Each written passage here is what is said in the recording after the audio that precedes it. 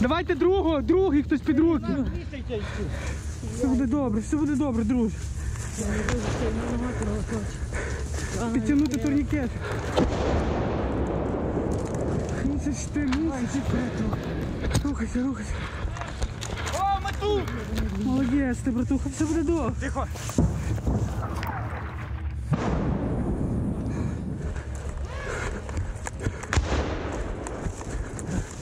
Мусиш то переступати, давай.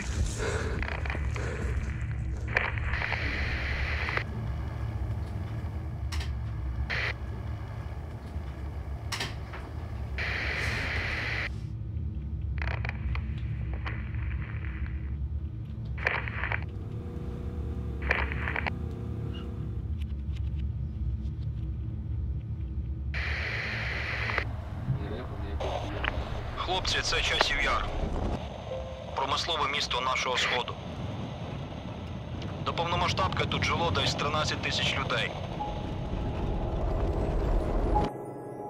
Місто невелике, але дуже вигідне по місцевості. Стоїть на висоті, а це, самі розумієте, радіогоризонт, контроль і спостереження. Саме тому, коли противнику вдалося забрати Бахмут, він одразу взявся за це місто. До Бахмута звідси 10 кілометрів приблизно. Вони хочуть закріпитися на висотах, щоб мати перевагу, далі штурмувати Костянтинівку, Дружківку і Краматорськ. Хлопці, до нас тут воювали інші. Хтось заходив, хтось виходив, але противник темпів не втрачає. Вони хочуть взяти місто за місяць. Прямо зараз східна частина під постійними штурмами. Район Канал. Завдання 24-ї бригади чітке. Збити їм темпи. Не дати розкачатися. Виграти час.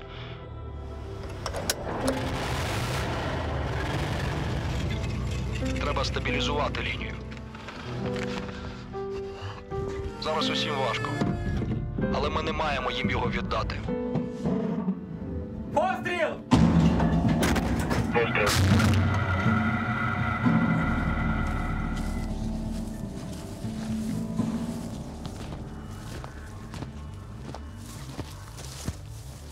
Я Іван Петричак, пресофіцер 24-ї окремої механізованої бригади. Усе, що ви побачите далі, ми документували впродовж року. Не для кінотеатрів. Це хроніка бригади про події за рік. Без сценарію і без прикрас. Це наша реальність, яку вам варто побачити.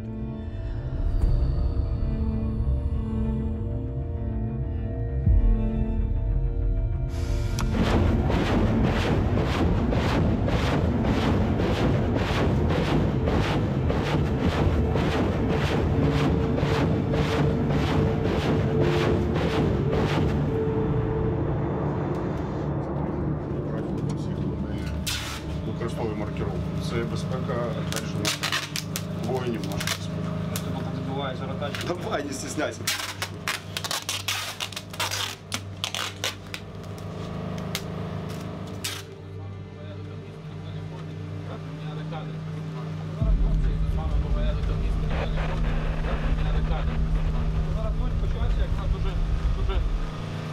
Дощ почався і дуже стає спокійніше, коли дощ іде.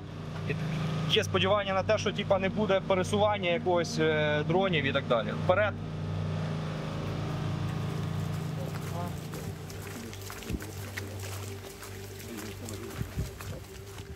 Це було рік назад, але кампанія триває досі, тому таке відчуття, що це було вчора. Ми заходили в Часів Яр. Звичайно, місто вже було частково зруйноване, місто вже було без води, без світла, без комунікацій. Місто було вже під примусовою евакуацією. В місті лишилося не так багато людей, які ховалися по підвалам.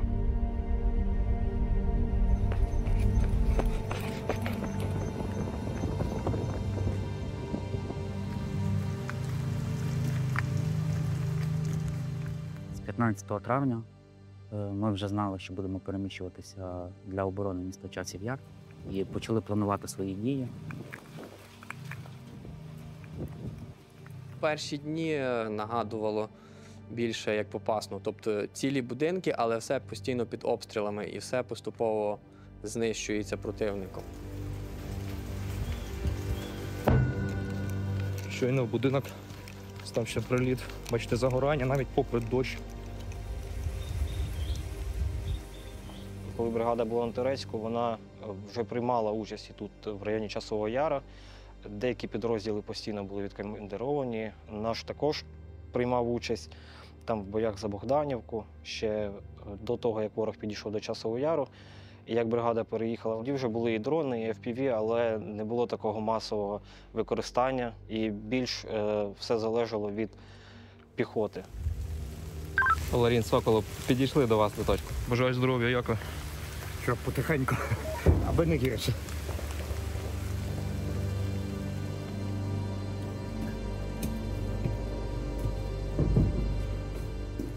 Завжди, коли відбувається заміна підрозділів, піхоті потрібно привикнути, знайти стежки, які з укриття, тому подібне. Особовий склад цього нічого не знав. І зразу ж кажу, противник перейшов в штурмові дії і мав успіх. Відповідно, розкинули розрахунки, як мінометні, так і БПЛА і все тому подібне. Це ж всім складно зорієнтуватися на новому напрямку. Потрібно якийсь час, скажімо так.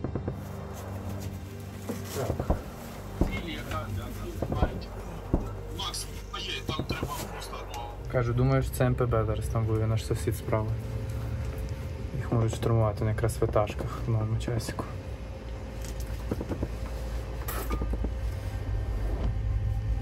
Тяжко. На прийомі. Готуйся до роботи. Плюс. Готуємося. По готовності до роботи.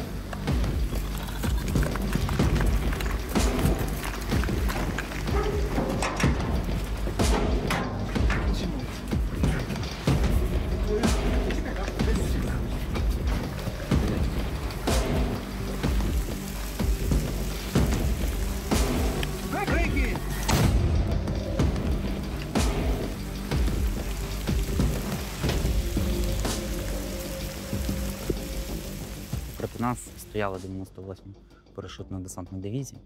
Дуже сильно підготовлені військовослужбовці Збройних сил Російської Федерації, які мали свій певний план на захоплення міста Часів Яр.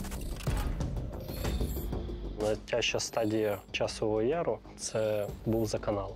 Коли бригада тільки закріплювалась, заходила, ворог кидав туди максимальні сили свої. Наша була задача зупинити їх і стабілізувати фронт.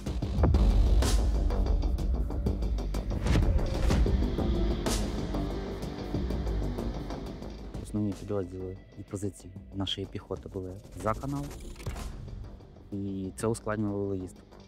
Дуже важко було, я пам'ятаю, ти сидиш і дивишся картинку, як переміщується піхота і наша бронетехніка, вона завжди була під постійним вогнем артилерії противника. В будинках в одній кімнаті або на одному поверсі знаходились і вороги, і наші хлопці.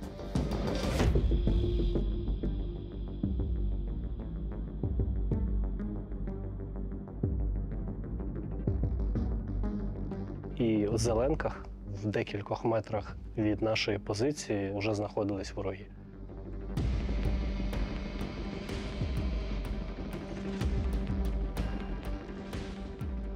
Противник використовував підвіз і забезпечення своїх передових позицій славнозвісними буханками. Але завдяки нашим екіпажам дуже велика кількість цих транспортних засобів була знищена.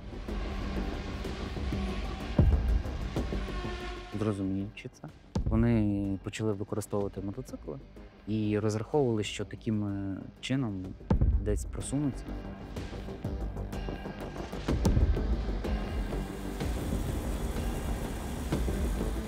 Ми за місяць спалили більше 90 мотоциклів.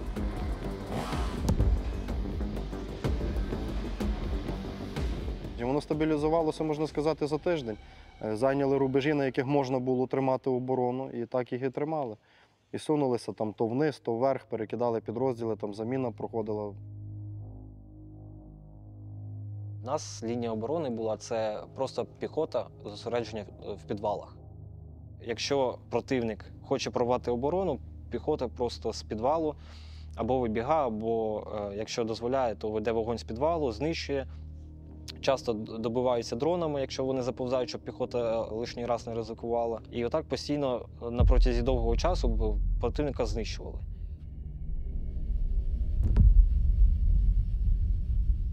Для нас в підрозділі завжди пріоритет нанесення вогневого ураження – це, звичайно, піхота противника.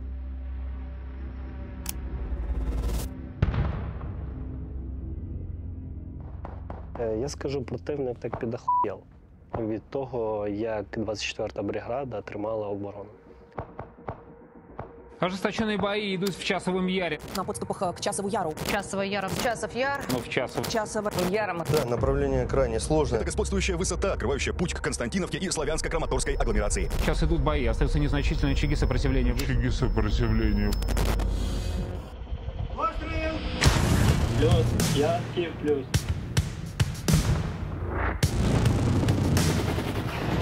Я и...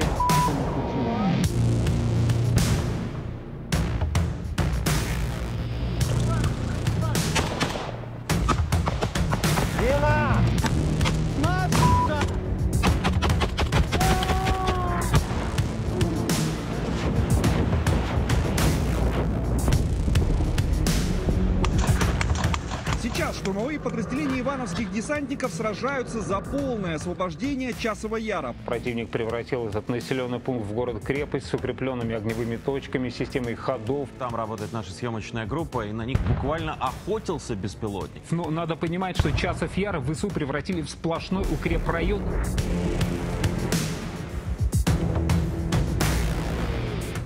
Противника було багато дат, що в минулому році нас звідти виб'ють, потім на початок цього року. Потім, як приходила ця дата, картинка не змінювалась на лінії бойового зіткнення. І вже потім їхні дати були наскільки смішними і наскільки нереалістичними. Якщо читати про їхні плани, вони би вже хотіли би десь там воювати в Харківській чи в Дніпропетровській області. Завдяки вмілим і правильним діям ми трошки коректуємо їхні плани.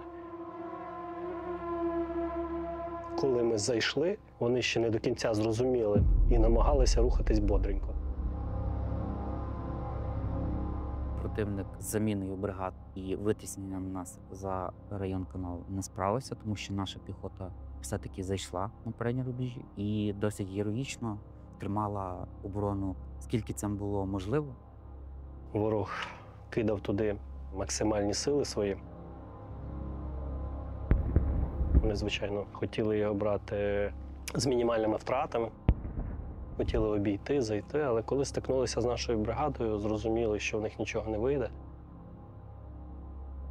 І включили тактику тотальної руйнації.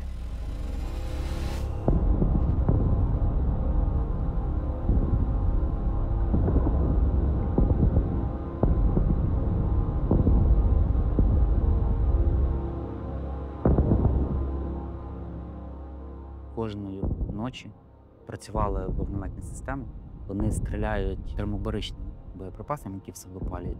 І дуже складно вижити після такого. Тому це дуже було важливо для нас і принципово знищити ці системи. Були складнощі, тому що вогнеметна система працює від 6 кілометрів і завжди їздить з машиною прикриття. Включаються всі реби світу і дуже важко долетіти. Але ми їх підловили і вони були знищені.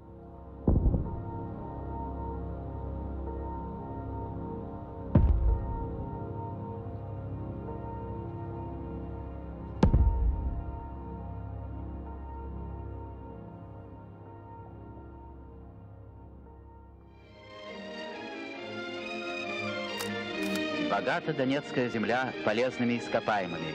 И лишь одного ей не хватает – воды. И вот по решению правительства строится канал Северный Донец-Донбасс протяжением в 125 километров. От канала будут проложены ответвления к промышленным центрам.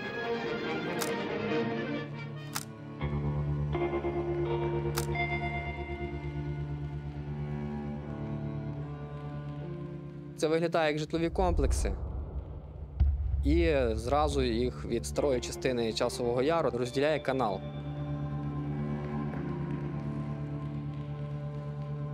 Там води, звичайно, не було, але було тяжко його долати, тому що там було тільки декілька місць, де можна було переправитися через той канал. І так як нам треба було виїжджати в Новий Часів, відпрацювати по бронегрупі, яка йшла на штурм, ми мусили виконувати такі маневри на тих переправах. Там були переправи насипані вручну, і треба було танком проїхати так, щоб не звалитись в той канал і не лишитись там.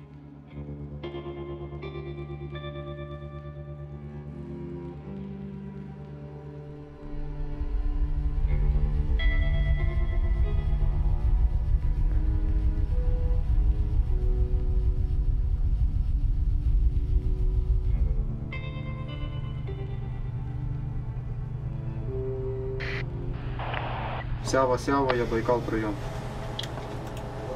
Сява на прийом. Сява, що там в тебе? Є можливість до 7-го добратися?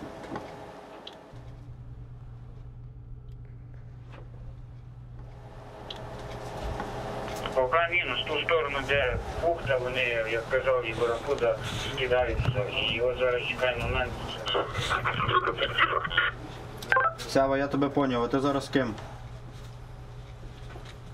Сява, Сява, з ким ти зараз знаходишся?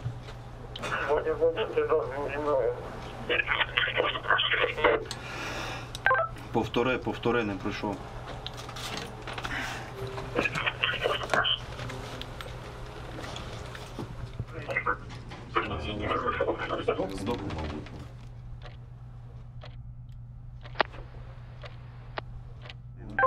Дивись обережно. Що, вони до 7-го йдуть?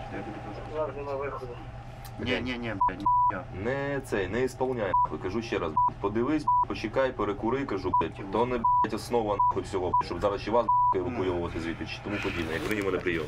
Ні, прийняв плюс, ну, як тяжкий з***ся, то ми зразу. Кажу, прийняв. Та можеш вернутися десь там на Моцарт, умовно, перекурить, перечекати, або десь якийсь інший бліндаж. І потім уже повертатися і робити роботу. Як прийняв. Скільки би нас дали, ніхто ні разу ніде не с***вся. Пробуємо мінятися, ми ж заходимо через той канал. Перебігти там дуже важко, дуже складно. Противник його січе, цинкує коптерами, там по 6-8 коптерів зависає над одним піхотинцем, скажімо так. Але все одно там люди міняються більше. Сьогодні заміна не вдалася, бо того, що почали просто, вони там не знали конкретної точки, де ми, скажімо, накопичуємося, перебігали. Просто почали розбирати той ліс і якраз в той момент там проходила, скажімо, заміна і по 300-лу кучу народу. От. Одного вбило, такого штурмовика Ваня. Я понял, 7-й. хорошо, добре, дякую. Не знаю його фамілії, просто не згадаю. 7-й Ваня, власне. Пацан був. Вийшов по рації, сказав, мені допомогу не надавати, спасайте других хлопців. Каже, бо мені відірвало ногу. Мені вже, каже, не поможеш. Та ні, там мої сиділи, їх там побачило, там всі 300. Але там лежить тіло одного штурмовика мого, то зараз із***му забирати, коли трохи втихомириться.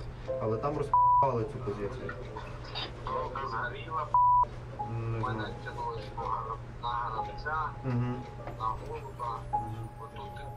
Алло. Ну, Кава, давайте в темпі, там 30-й, тяжких доставляйте, як прийняв.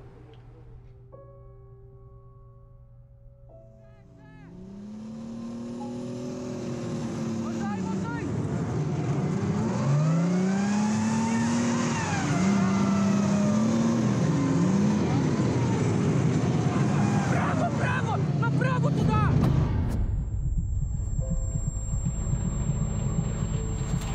Сюди, Олег! За мною!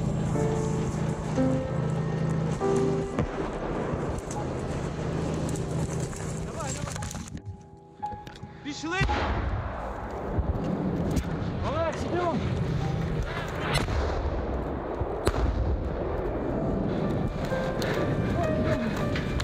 Йдемо, Олег!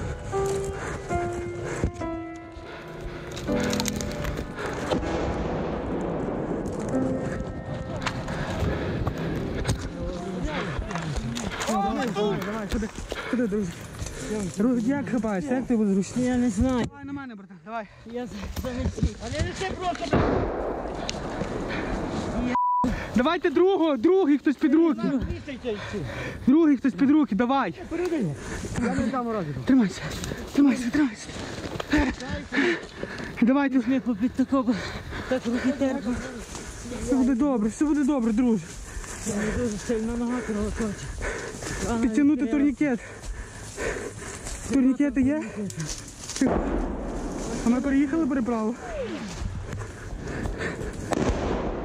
Як ми її перейдемо? Як ми її перейдемо?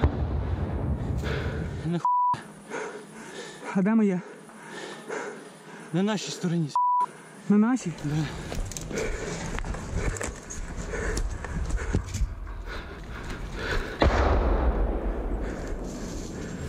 Українські військові відійшли з мікрорайону Канал у Часовому Яру.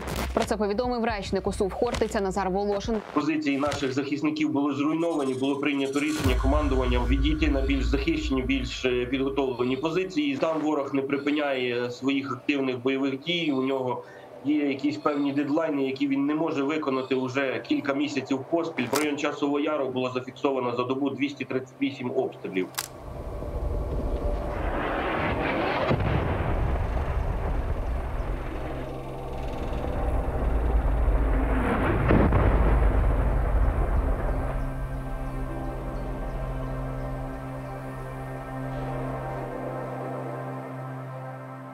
Тримати ні на землі, ні під землею ми вже ту локацію не могли. І залишити там людей без логістики, без води, без забезпечення, без БК було просто підписати їх на вірну смерть.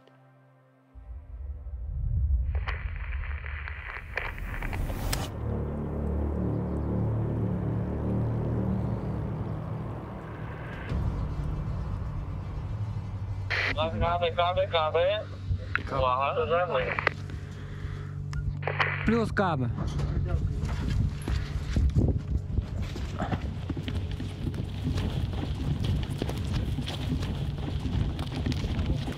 Рома, укриття. Каби.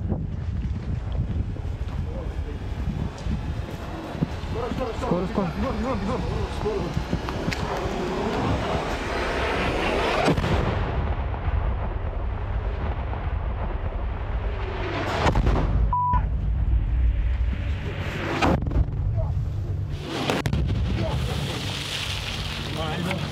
Роман! Ти є? Сюди! Полігана установка. 3 сімки! На вогонь давай, блядь! Плюс 1 вогонь, а не знати, що з машиною. Тут все в диму. Ну все. Йдемо дивитися до того. Роман, давай! Зараз подивимося обстановку, скажемо. Працюємо!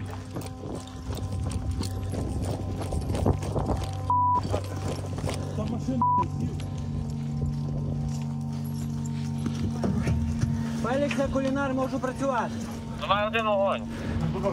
На тих установках 1 вогонь. Розблоковано! Постріл!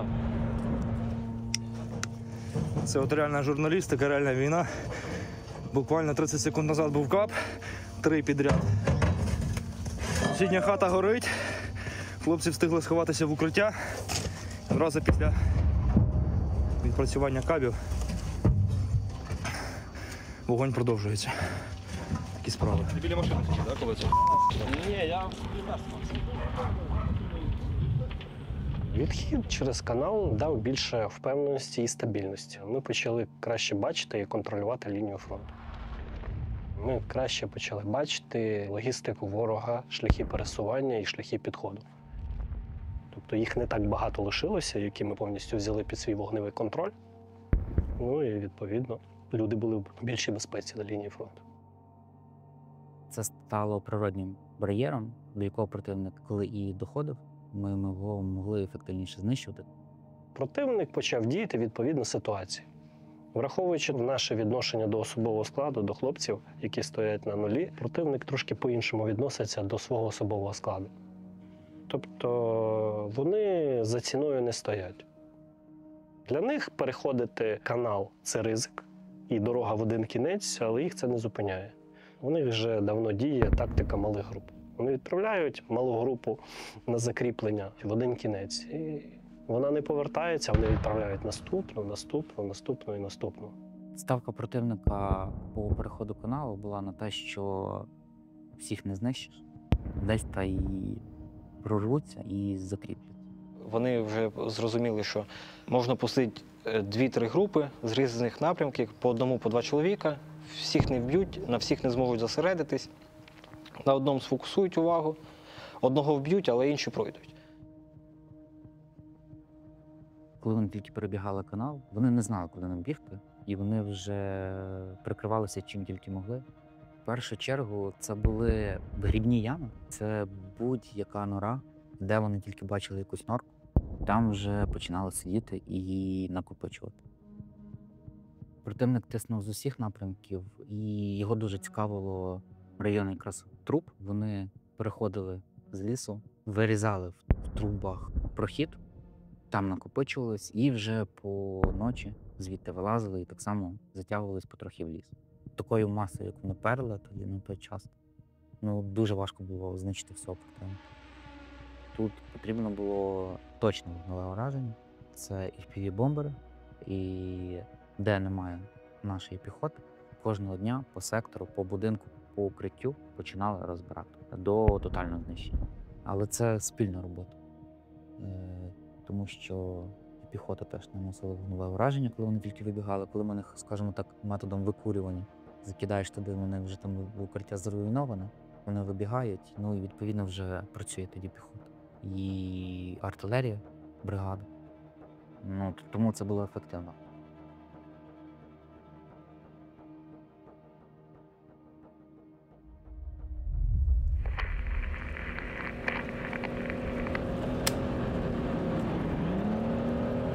На той час ситуація була тяжкою через погодні умови. І за того, що Часів-Яр знаходиться на висоті, більшість часу був туман, снігопади, зима. Противник використовував ці всі тактичні умови і просувався дуже вигідно по мікрорайону Північний.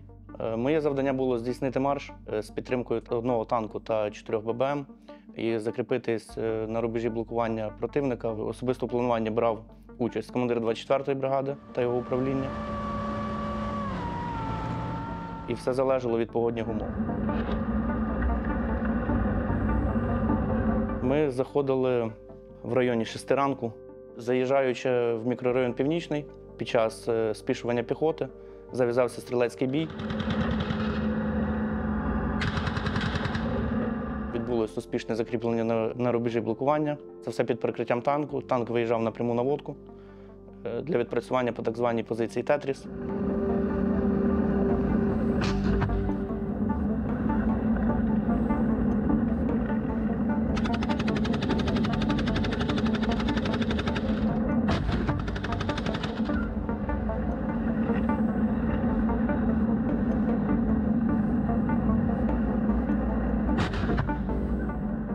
Ми трохи цим відвернули увагу. Машини покрутились на інших вулицях мікрорайону Північного, чим ввели противника в оману, що дало нам трохи більше часу для заняття цього рубежу.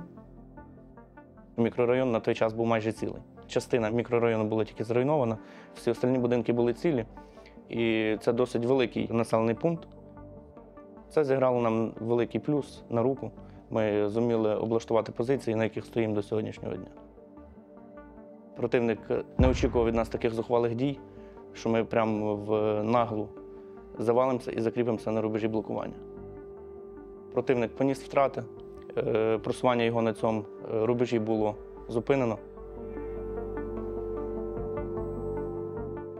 Піхотинці 3-го батальйону невелику кількість разів вступали в стрілецькі бої. Ми старалися зробити упор на засоби БПЛА, на виявлення противника і знищення його ще до підходу до рубежу блокування. Бо піхоту треба берегти, піхоти в нас не так багато. І ті люди, які в нас є, вони, на мою думку, самі кращі. Наші втрати в мікрорайоні Північному, якщо брати там за співвідношення батальйону нашого і до противника, це в районі 1 до 30. У них є свій генерал перемоги, товариш Жуков, і вони пам'ятають стиль його ведення війни, закидати м'ясом клапті землі, от вони так і працюють. Тобто їм потрібно послати 100 чоловік, вони пошлють 100 чоловік. Якщо їм потрібно буде 500 чи 1000, і вони там всі вмруть, вони їх все одно туди пошлють, тому що їм потрібно виказувати план Всевишнього виповнять. Тому якоїсь такої хитрої, геніальної ідеї я в цьому не бачу, ми в цьому не бачимо, але в будь-якому випадку у них є цей людський ресурс, і вони його цілком використовують. А для нас це проблема.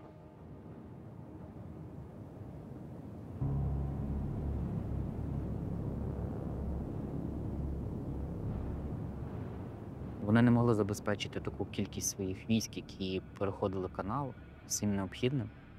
Єдиний вихід було перейти канал і повноцінно закріпитися. Це штурмові дії по ще існуючих переправах на бронетехніці великою кількістю. Наступне, що було, це був масований механізований штурм бойових машин, які рухали з різних напрямків. О 4-й ранку, коли наші розвідники вилетіли на спостереження якраз під'їздів до району каналу, було виявлено світло, і ми зрозуміли, що це рухається бронетехніка. Перше вогневе ураження по бронетехніці почало здійснюватися ще до під'їзду до каналу. Деякі машини розверталися і їхали назад в сторону Бахмуту, але більшість одиниць техніки все-таки продовжували рух і їхали до переправ. Тільки вони переїхали канал і доїхали до своїх передових позицій, це були зразу за каналом. Мавіки зі скидами вже висіли над цими машинами і закидували них боєприпасом, щоб і піхота не могла спішитися, ну і відповідно спалити цю техніку. Деяка частина все-таки змогла вибрати з цих машин, але успішно була знищена спільною роботою артилерії, дронів і нашої піхоти. Взаємодія на той час була на високому рівні всіх підрозділів 24-ї бригади і прикомандированих до них. Із-за того противник не мав зовсім ніякого успіху, вся техніка була знищена. 17 одиниць бронетехніки, яка перетнула канал, вона вся була спалена. І відповідно в більшості вся піхота противника, яка була в цих машинах, теж була знищена. Вартість одних таких штурмових дій складала більше 11 мільйонів доларів в техніці противника, яка перетнула канал і була спалена. Противник зрозумів, що йому буде нелегко, і перекинув на наш напрямок підрозділи БПЛА. Так як оборона тривала в забудовах, дрони себе почали дуже ефективно там показувати. Мені було дуже тяжко працювати в цих умовах, тому що, звикши працювати на зумі, ти мав максимально скорочити відстань до ворога, щоб бачити його в оптику. Тому така була непроста локація, перепади висот, і взагалі знайти позицію домінуючу, яка бачить фронт, це було найтяжче. Тому що ворог тяжкий, ворог не дурний. Якби ми його ненавиділи, ми не маємо права його недооцінювати. Давайте назад на точку, готовності працювати. До речі, зараз йде штурм. Правим плавом пробують штурмувати прямо зараз. І пацани зараз відпрацьовують по них. Це зараз небо, навіть оці FPV-шки, що ми чули, це наші FPV-шки. Десь були заміщені. Зараз по них потужно працюють. Ну а під цей шумок вони ж теж можуть працювати в інших точках? Звісно. Я навіть більше скажу, вони однією стороною заходять, а іншою працюють. Обманні маневри. Ми не дурні, да. Ми ж не дурні, ми ці всі речі так само просікаємо. Прямо зараз, допустимо, ми допомогти не можемо, чому ми себе вільно себе почуваємо, тому що туди, де вони йдуть, там рельєф, який не дозволяє бачити. Зараз чути, як працює FPV, чи є воно, виявити не вдається, але краще такі моменти пересидіти. От зараз сідаєш біля будь-якого будинку, біля будь-якої споруди. Це буде якась розбита машина, побитий дах, повиривали дахівки. От знову летить FPV, ніби один тільки що пройшов дрон, і за ним ще. Ну і дуже активно працює артилерія, чуєте самі по фону. Ландшафт Часового Яру змінюється 24/7.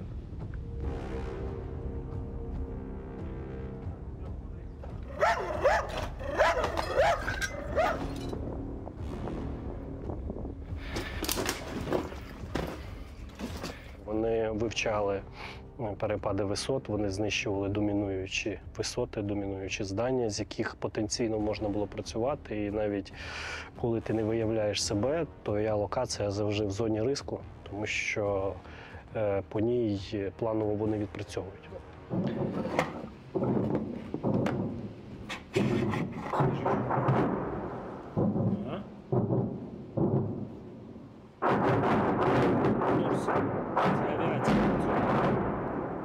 Працює вже по нам.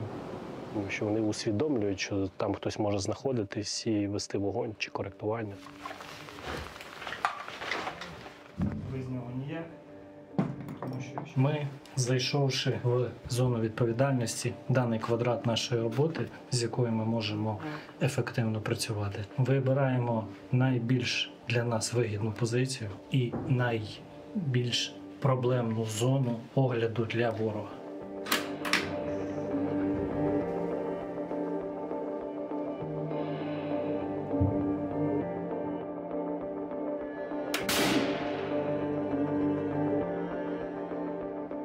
У нас зараз така ділянка фронту, де ми вичікуємо ворога, а ворог вичікує малейшої нашої помилки. Вони тут нас в кількості випереджають, їх більше. Вони час від часу проводять штурмові або атакуючі дії.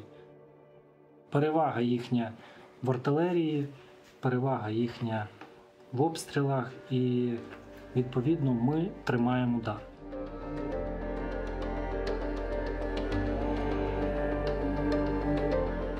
На Донбасі тим часом одна із найскладніших ділянок фронту – це Часів Яр. Тут тримає оборону наша славетна 24-та окрема механізована бригада. Постійні штурми, які чергуються зі скидами надпотужних авіабомб. Як там у Часовому Яру можуть тримати оборону наші бійці?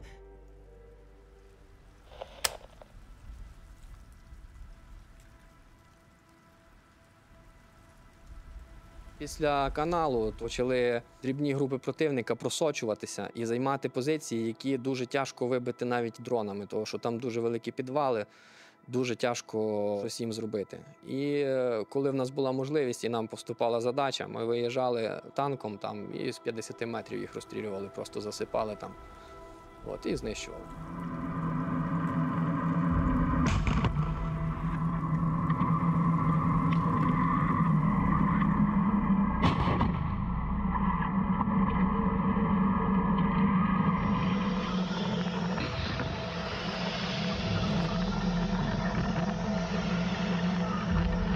На початку весни в нас було завдання провести 2 БМП в Часів Яр, щоб замінувати дорогу, і прикрити їх вогнем танка. Наш екіпаж 2 бехами вірвався в Часів Яр, наробив там шуму, порозстрілював всі позиції противника, які їм визначалися.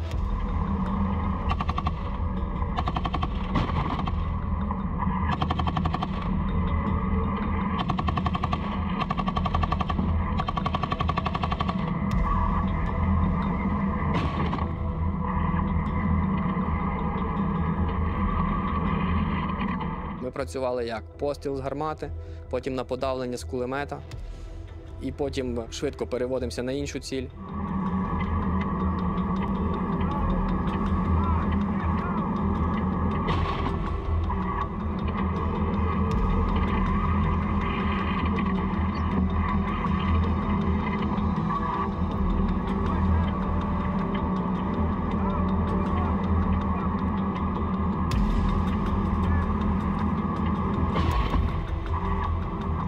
І так само в Русі, під час того, як супроводжувалась БМП, танк з ходу стріляв по цілях. І досить влучно.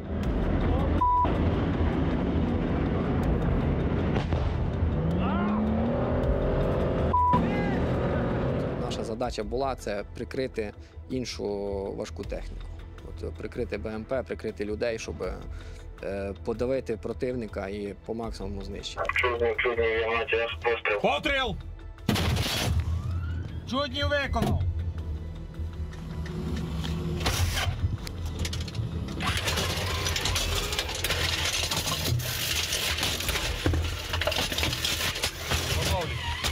Противника Якби дві головних тактики – це от малі групи і FPV-дрони. От в період появи оптоволокна, коли вже перестали бути ефективними реби, тоді в нас був самий складний період.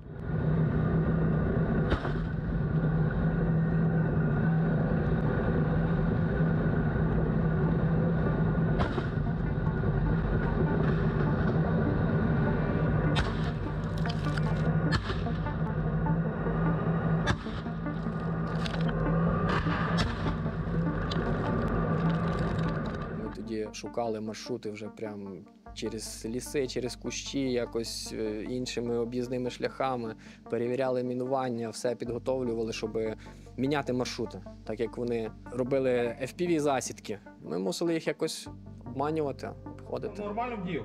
Готовий? Дай патрон. Відкатуєш, а FPV-шка починає летить. Міша, запускай.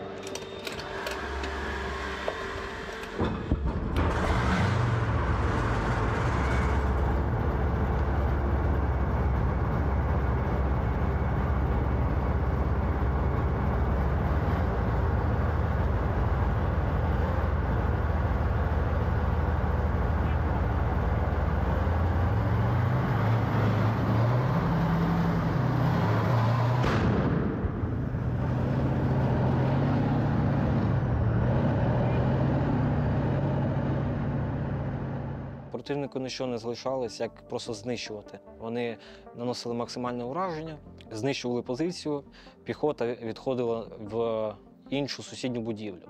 Якщо брати, наприклад, центральний район, у ворога з'явилось FPV-крило «Молнія».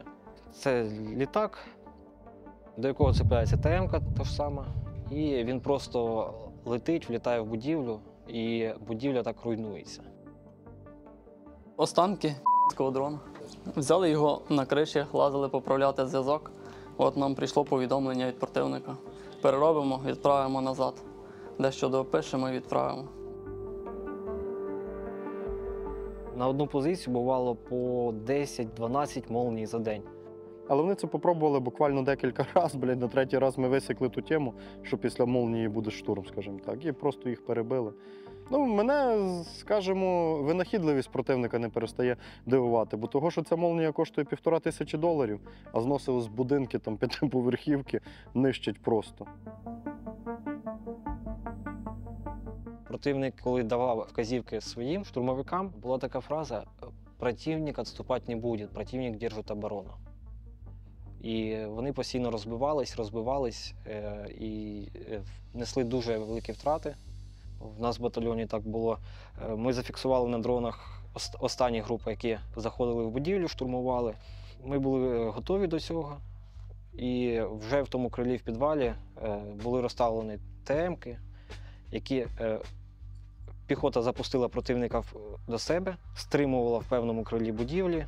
Під цей час був здійснений підрив, де всі 3 ворожі групи були просто знищені одним зривом. 9 таких елітних джонів, які думали, що вже штурманули, вже зайшли в будівлю, але їм принесли сюрприз. Описувати наші дії конкретно не хочеться, тому що я впевнений, що це відео будуть дивитися наші друзі з того боку. Hello. Але я скажу, що наші дії були максимально професійні.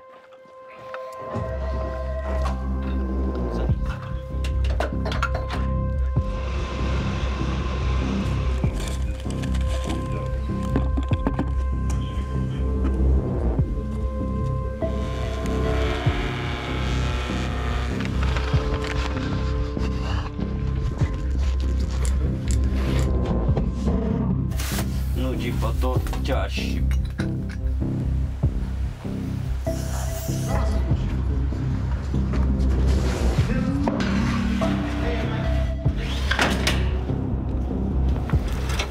Прийняв по цілі 54-37. 54-37.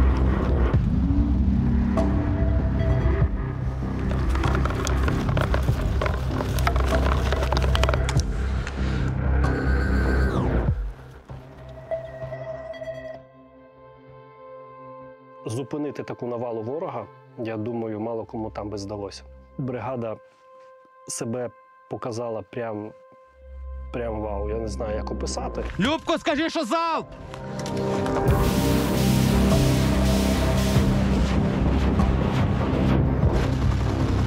Постріл! Щас як там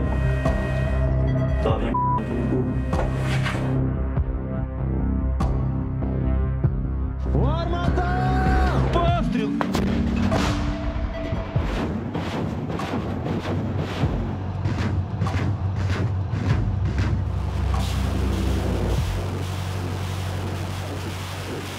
Як змінилася війна і поведінка їх безпосередньо в цій кампанії, стежачи за їхніми діями, ми бачимо, що вони роблять висновки своїх невдач. У них не вийшло, вони там положили там якусь енну кількість своїх дебілів. Роблячи висновки, міняють тактику і кладуть нових дебілів. Ну, чесно, вони завзяті. Скільки їх не вбиває, вони далі йдуть і йдуть. Ну, мені, чесно, подобається їхня тактика дій. Рухається група, влітає FPV, групи нема. Іде слідуюча група. Влітає FPV-бомбер, кидає під ноги. Група 300 відступає, за нею йде ще одна група. Воно перетворюється просто в спортивний інтерес, дербі. Хто перший вб'є, хто перший долетить.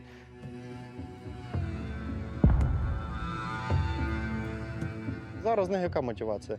Їм же ж дають за контракт якусь бешену кількість грошей, вроді 20 тисяч доларів чи скільки там. Він собі таки розчитує, що типу, він підписав контракт, десь там пошарився по полігоні. Ви ж теж дивляться новини, що щось там перемир'я, ще щось. І вони думають, що їх війна не коснеться, знаєш, може вони до неї і не доїдуть. Але плавав, як то кажуть, блядь, привезли сюди, іди відбивай часів яр, та й все. А ще є один момент, що їм в телеграм-каналах завжди поширюють, що там це вже контролюється противником, наприклад, це і лосі собі так гордо просто йдуть, доходять до позиції, такі там добрий день, поняв. Все. Ну, їх просто обманюють, в них мотивації немає. Їх просто обманом женуть, кажуть, що там нікого немає. І все, вони забігають, а там наші позиції, вони там вмирають. Та й усе.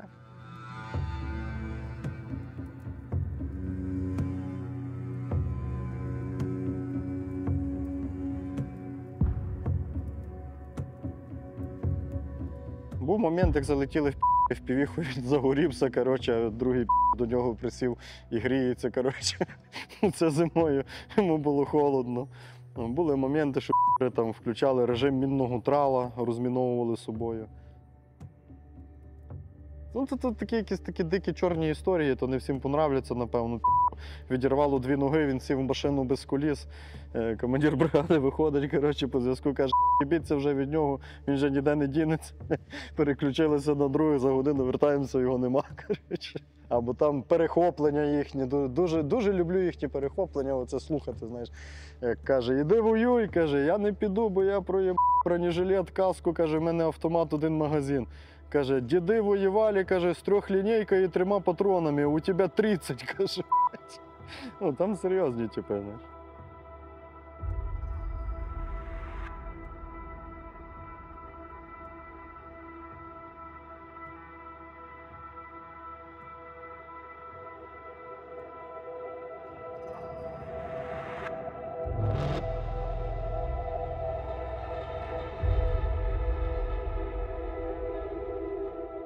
На той час, коли ми заходили, ми вже бачили повністю зруйноване місто.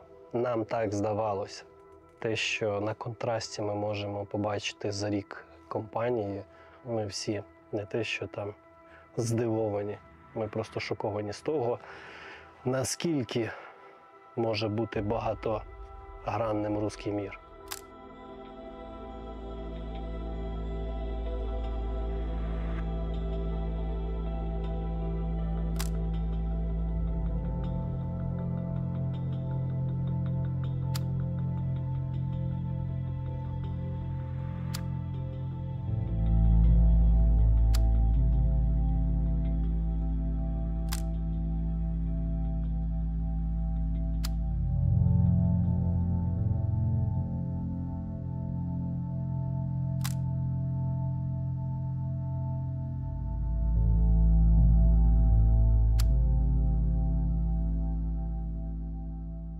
Багато цивільних залишалось, багато цивільних вивозили. Була ситуація, коли недалеко від нашого підвалу по сусідству жив дід. Він допомагав нашим хлопцям з водою, приносив теплі речі. І коли противник вже прорвав, ми знищували всі підвали. Ну, і ми знали, що в одному живе місцевий. Що ми скинули йому тоді бутилку води з надписом «Виходь до заводу, ми тебе зустрінемо і вивеземо». Раніше ми йому це предлагали зробити, але він не йшов. В нього раніше їх там було двоє. Він і його жінка, достатньо похилого віку. Ми ще раз кинули воду, попросили вийти, сказали, що допоможемо. Спостерігали з дрона, він бере тачанку і через весь Жовтневий район, там дорога немаленька, з тачанкою, попри міни, попри противника, виходить на вогнетривкий завод, там його зустрічають наші хлопці. Потім вже розповів історію, бо він не хотів виїжджати звідти, бо дружина боліла раком, їй вже небагато залишалось, і він хотів її похоронити вдома. Але, на жаль, її вбило ворожим осколком снаряда. Він її там похоронив в себе в дворі і вже вийшов, потім ми його вивезли, передали вже на інші служби. На сьогоднішній день це найдовша місія, в якій ми брали участь. І за цей час ворог чимось похвалитись якимись досягненнями, окрім своїх рекордних втрат, немає.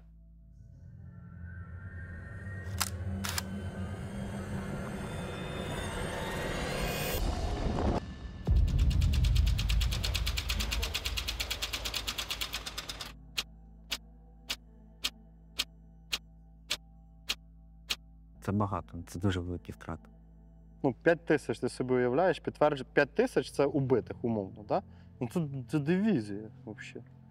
А ти рахуєш, що в цю статистику не входять екіпажі БМП, які їхали і підірвалися, і згоріли, і невідомо, скільки там буде особового складу. Це просто йде як одиниця техніки. І туди не входять полонені, і туди не входять ті, що безвісті пропавші учасники СВО. Цих втрат за допомогою БПЛА половина точно була знищена за допомогою БПЛА, 100%. Це достатньо, я думаю, для того, щоб задуматись, чи потрібно продовжувати активне ведення штурмових і наступальних дій на цьому напрямку. Ще попри канал штурмували велика частина контрактників.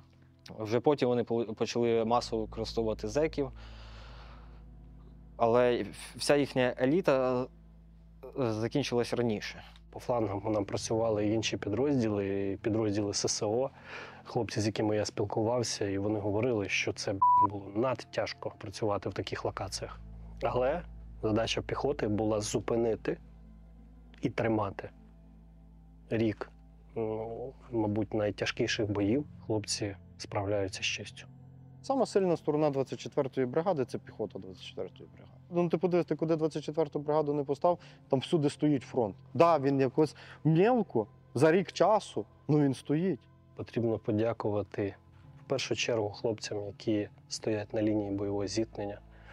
Це піхотинцям 24-ї бригади і всіх підрозділів нашої держави, Збройних сил України, які стоять 24/7, 7 днів на тиждень, 365 днів в році, в дощ, в мороз, в сніг і тримають лінію оборони. Максимально робилось все, щоб піхоті було легше. Піхоті ніколи не легко, але бригада завжди працювала на піхоту, тому що їм найтяжче, і вони на всі 100% несуть весь груз цієї війни. За рік в піхоті можна побачити, дехто бачить на 3%, хтось на 5%, а піхота бачить на всі 100%.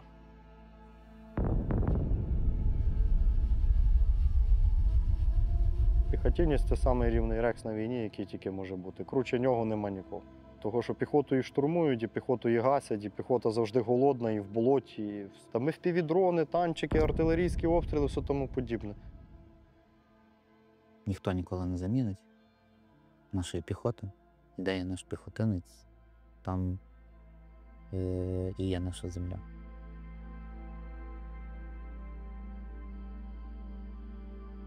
Я не чую свій батальйон кинутим.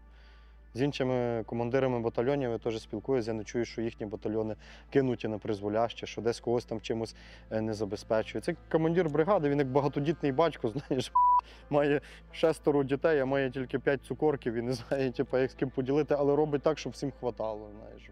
Зараз є злагодженість підрозділів. Чітко все працює. Скрізь, де я був, ми завжди, тим більше танкісти, ми залишалися до останнього. За цей рік в мене є екіпаж, який зараз відзначений орденом за мужність 3-го ступеня, повністю весь екіпаж, який робив колосальну роботу в Часовому Ярі. Тим більше зараз, коли вже майже все зруйновано і по факту немає де отак просто хоч візуально знайти якесь укриття, потрібно якісь окопи, постійно бліндажі рити, то наша бригада тримається дуже сильно. Для них це успіх. Для нас би це було горе. Такими втратами забирати метри землі, зруйнованої землі, нищити все і такими втратами забирати – це для них побєда. От вони щодня йдуть і помирають, от прям щодня. Немає такого дня, щоб вони не йшли і не помирали. І от рано чи пізно хтось перехоче йти, або не буде кому йти. І оцей момент, коли настане, це буде один із переломних моментів. У них просто велика територія Росії, і вони всі розкидані в різних місцях. І от зараз в кожного повмирають, і вже потім все більше і більше буде розуміти, що їх тут не чекають, і це не їхня земля, їм немає що тут робити. Думаю, що ми це зможемо донести до них. В будь-якому випадку, як би ми хотіли, не хотіли, чим більше їх тут помре, тим більше безпеці ми будемо. Тобто, рано чи пізно ця кількість переросте в якість. Кількість померлих їхніх має призвести до того, що атакувальний потенціал цієї багатомільйонної країни дебілів закінчиться. Оборона Часового Яру – це стратегічне місто, яке знаходиться на висоті. Якщо ми втратимо Часів Яр, пануючу висоту, то Константинівка, Олексіїво, Дружківка, Осикове, Дружківка. І якщо не воювати туди зараз за свою землю, за свою сім'ю, за свої інтереси, то ми просто перестанемо існувати як незалежна держава. На мою думку, краще воювати туди зараз, чим чекати, коли ворог дійде до Києва чи до Західної України. Це для того, щоб люди, наші ж сім'ї, насамперед, в тилу відчували себе спокійніше. І ніколи не бачили і не знали, що таке війна. Саме основне, що люди мають усвідомити там десь вдома, яким важко уявити, що тут відбувається, що ціну, яку платить земля тут, це дуже страшна ціна. Що ці зруйновані міста – це ціна за те, щоб вони жили там в спокої і безпеці.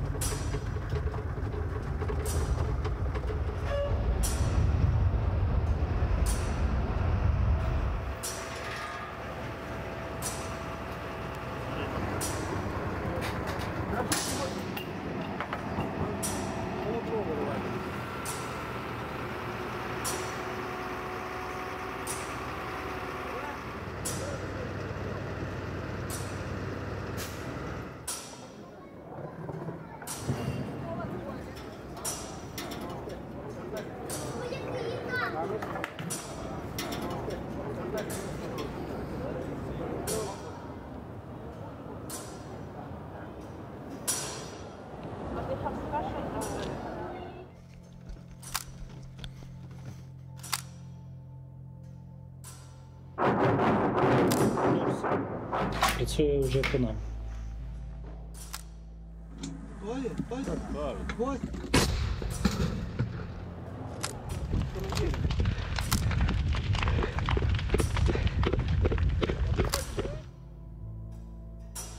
Гармата!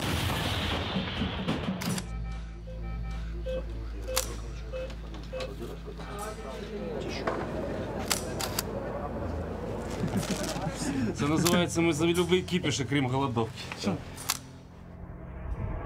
Кави.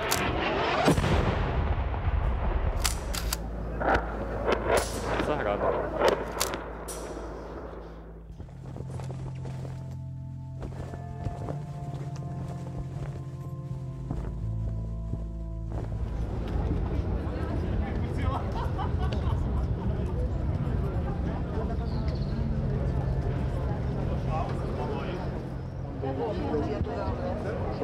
Американський. А, це стартовий. Десь там. У мене тут два дядька в цій, дядько на війні і брат тут рідний, тут, в 24-й бригаді.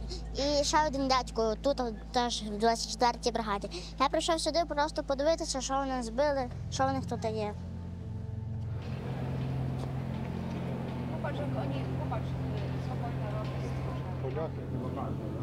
Бомба не керована, має один насосовий підривник. Ця виставка, вона частина мого життя, вона частина мого міста, в якому я прожила з моменту свого народження. Я його пам'ятаю квітучим маленьким містом. Це, можна сказати, це була маленька Швейцарія. Воно відрізнялося своєю зеленою зоною. Воно було дуже зелене. У нас було багато лісів, у нас навіть були дубові ліси, у нас були ставки, куди до нас приїжджали люди відпочивати на вихідні дні із Бахмута і навіть з Костянтинівки. Вражає. Це дуже страшно, і ми повинні знати про те, наскільки це небезпечно і як ризикують щодня наші воїни. Ми повинні бачити це все, ми повинні розуміти, наскільки це небезпечно і наскільки ми всі повинні гуртуватись для того, щоб чинити опір ворогу. Ворог страшний, але ми дуже сильні в єдності, і ми повинні всі разом триматись, щодня донатити, щодня підтримувати наші Збройні Сили. Я вас люблю.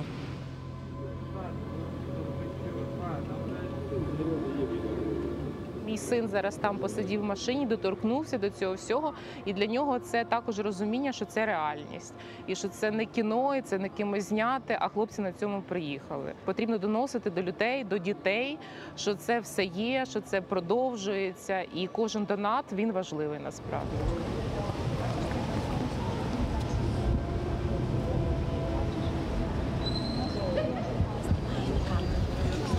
Кажи, що ти підійшла познайомитися, так? Подякувати, що не захищає тебе від росіян.